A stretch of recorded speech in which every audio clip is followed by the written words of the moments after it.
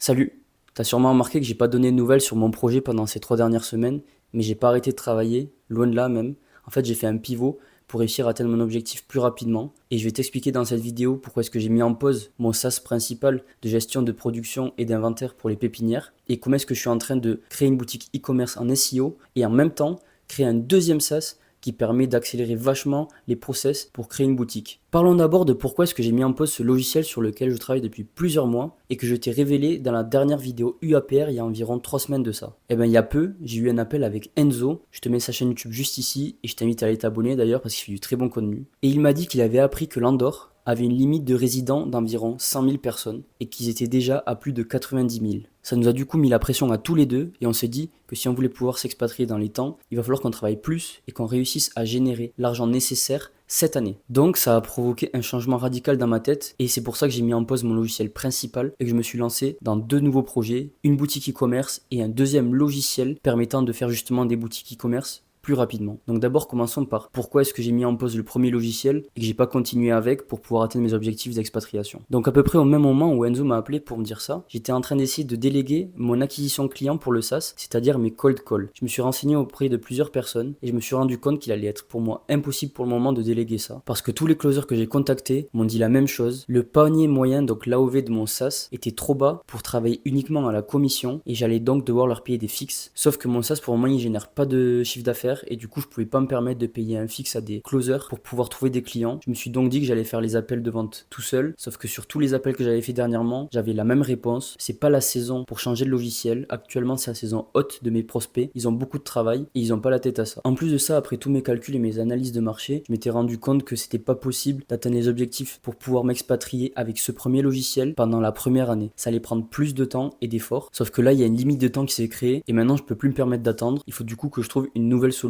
Et c'est là du coup que j'ai pris la décision de mettre en pause ce logiciel. Ça a été une décision difficile parce que c'est un logiciel sur lequel je travaille depuis très longtemps et sur lequel j'ai mis beaucoup d'efforts. Mais je me suis dit que je vais pas arrêter totalement, c'est juste une pause pour pouvoir faire autre chose à la place qui va me permettre de réussir plus rapidement à atteindre mon objectif et je le reprendrai plus tard. Et du coup c'est ce qui nous amène à la phase 2, qu'est-ce que j'ai fait à la place. Et bien pour ceux qui ont regardé la toute première vidéo de ma chaîne où j'annonce tous mes objectifs de l'année, il y avait un deuxième objectif qui était de créer une boutique e-commerce en SEO rentable. Je m'étais mis cet objectif parce que j'avais déjà fait de l'e-commerce par le passé et je voulais reprendre l'activité et réussir à en faire en SEO. C'est là que je me suis dit que c'était le bon moment pour lancer ce deuxième projet et qu'en plus, couplé à des pubs payantes sur Google, il me permettrait sûrement d'atteindre mon objectif d'argent dans les temps pour pouvoir m'expatrier. Donc, c'est ce que j'ai fait. Avec les conseils d'Enzo, qui donne beaucoup de valeur sur sa chaîne YouTube juste gratuitement, j'ai repris le e-commerce en SEO et je me suis lancé sur une première boutique sur le marché français. Le problème, c'est que je me suis rendu compte que c'était super long de créer des fiches produits, de créer les fiches collection. Et c'est là que je me suis dit, mais et si à la place de tout de suite faire une boutique et de passer beaucoup de temps à faire ces tâches chronophages, je développais un logiciel qui me permettrait de faire tout ça automatiquement, rapidement et avec une meilleure qualité que si je le faisais à la main. Et une fois ce logiciel prêt, je pourrais lancer ma boutique et même d'autres boutiques super rapidement, ce qui me permettrait encore une fois d'atteindre mon objectif d'argent plus vite et qui en plus derrière me permettrait peut-être de monétiser ce logiciel-là, ce qui ferait une opportunité en plus pour moi de m'expatrier plus rapidement. Du coup, j'ai parlé de mon projet de logiciel à mes contacts qui font de l'e-commerce en SEO et ils m'ont tous dit la même chose. Ça serait un projet qui leur permettrait de gagner énormément de temps aussi. Et du coup, pour moi, ça a été clair et je me suis lancé sur ce projet. J'ai travaillé énormément dessus sur les dernières semaines et c'est pour ça que j'ai été moins présent aussi sur les réseaux, que j'ai mis en pause ma stratégie de création de contenu court avec Twitter, que j'ai pas fait de vidéo la semaine dernière. C'est parce que j'étais à fond sur ce logiciel que j'ai réussi à terminer. En tout cas, une première partie qui m'aide déjà à aller beaucoup plus vite sur ma boutique et que je vous présenterai bientôt dans les prochaines vidéos.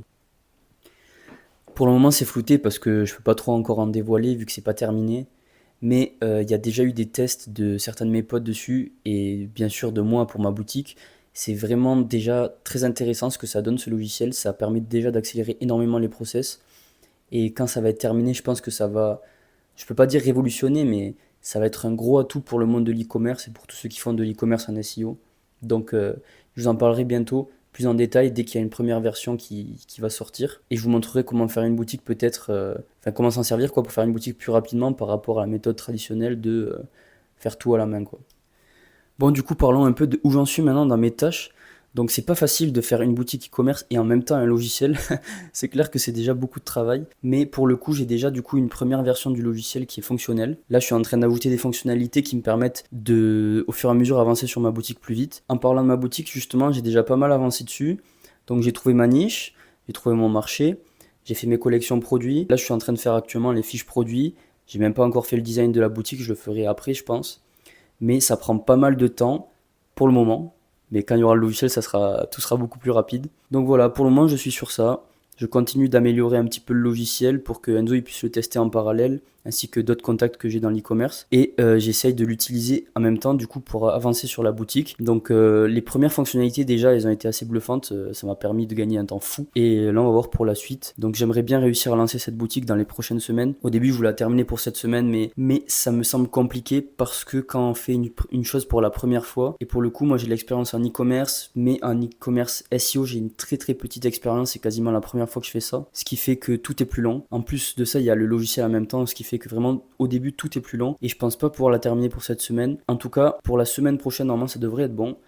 Et l'objectif du coup, c'est une fois que j'aurai terminé cette première boutique, lancer une deuxième, puis troisième, puis quatrième boutique. En fait, automatiser le processus avec le logiciel pour pouvoir les multiplier et puis faire un petit peu la même technique qu'Enzo, c'est-à-dire prendre celles qui fonctionnent le plus et ensuite les monter en marque, faire du branding dessus, les améliorer quoi. Donc ça va être un peu la stratégie. Je vais vous tenir au courant de ce que je fais là sur les prochaines semaines, de l'avancement du logiciel et de ma boutique. Et d'ailleurs, je vais bientôt vous dévoiler encore une fois ce logiciel. Vous pourrez voir exactement de quoi il s'agit, qu'est-ce qui permet d'accélérer, qu'est-ce qui permet d'automatiser. Ça va pas tarder à arriver, donc vraiment, restez branchés. Je vous promets que c'est quelque chose qui va vous changer la vie pour ceux qui font de l'e-commerce.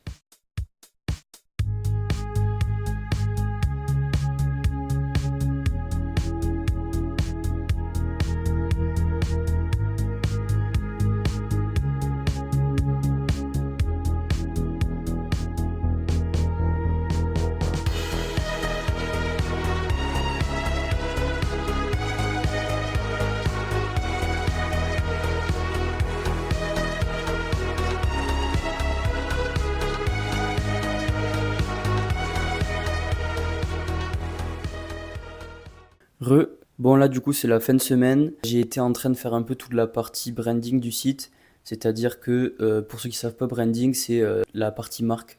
Donc essayer de faire en sorte que notre boutique elle fasse marque, qu'elle fasse professionnelle pour donner de l'assurance aux visiteurs et inciter à l'achat. Donc je me suis occupé un peu de tout ce qui est création des logos, création des visuels, choix du nom du site, achat du nom de domaine, choix des codes couleurs. Donc bon, c'est pas non plus un truc sur lequel j'ai passé 1000 ans, mais j'ai essayé de faire quand même quelque chose de assez propre pour ce début de site, sachant que comme ça, je n'aurai pas forcément besoin d'y toucher énormément dans les prochains mois, dans les prochaines semaines, à part la création de nouveaux produits, etc.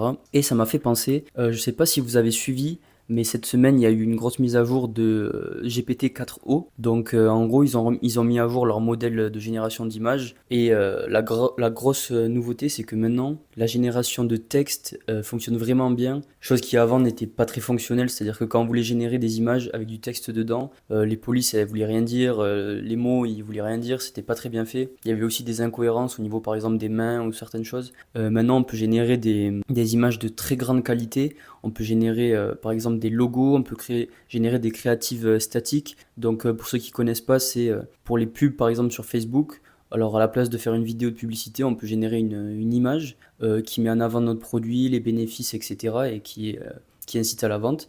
Eh ben, ce genre de choses peut être maintenant généré par ChatGPT ainsi que beaucoup d'autres choses. Donc c'est une opportunité qui est énorme pour l'e-commerce et du coup ça a fait pas, il y a eu pas mal d'engouement autour de ça sur cette dernière semaine. Par exemple, je ne sais pas si vous avez pu voir, mais il y en a beaucoup qui s'en sont servis pour générer des images version Ghibli. Donc par exemple, il leur a envoyé une photo de eux et l'intelligence artificielle générait la version Ghibli. Donc pour ceux qui connaissent pas Ghibli, c'est les animés japonais de Miyazaki, donc tout ce qui est Princesse Mononoke et tout ça. Et alors du coup, il y a des personnes qui se sont amusées à créer directement des business où vous envoyez une image et l'image est du coup transformée en mode Ghibli et qui faisait facturer ce service-là. Et bon, ils ont déjà reçu des lettres d'avocats de Ghibli, ces personnes-là. Mais ce que je voulais dire, c'est que c'est une très grosse opportunité pour les personnes qui font et de l'e-commerce ou du SaaS ou même n'importe quel business. Il y a énormément de choses qui peuvent être faites. J'ai vu des personnes aussi qui faisaient des miniatures de vidéos YouTube avec. Bon, ça, c'est pas encore au point parce qu'il y a des petits changements au niveau du visage par rapport au visage que vous lui envoyez, ce qui dénaturalise un peu.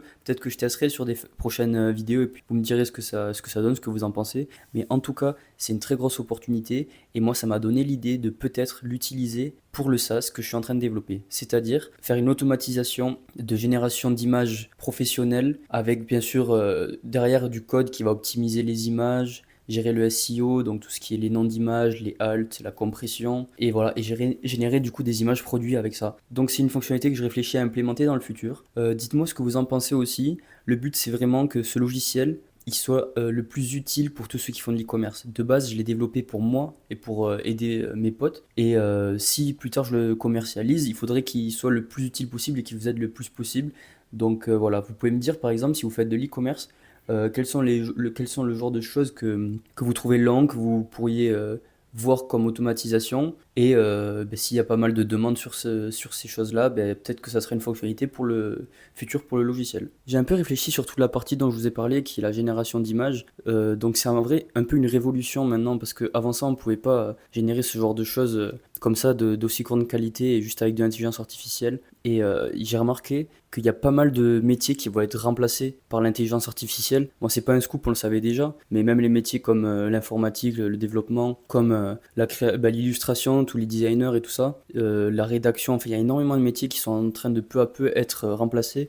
Ça veut pas dire que tout de suite il y aura plus de travail, mais le nombre de postes va sûrement réduire parce qu'une personne toute seule avec de l'intelligence artificielle pourra faire le travail de peut-être 2 ou 3 personnes. Ce qui moi personnellement me fait pas vraiment peur parce que pendant mes études d'informatique c'était déjà le cas. Il y avait déjà de l'intelligence artificielle et le métier commençait un peu à être bouché par rapport aux années d'avant où c'était super simple de trouver un travail. Et de toute façon je me suis toujours dit qu'il fallait réussir à se démarquer des autres et à se spécialiser parce que si on faisait la même chose que tout le monde, dans tous les cas que ce soit le marché du travail qui devient de plus en plus compliqué ou l'intelligence artificielle, ça allait toujours mener à des complications en fait. Il faut vraiment avoir une valeur ajoutée par rapport aux autres. Et là où je veux en venir, c'est que toutes ces nouveautés, l'intelligence artificielle et tout, il y a beaucoup de gens qui du coup en ont peur, qui se disent ça sert à rien d'étudier parce que de toute façon mon travail va être remplacé.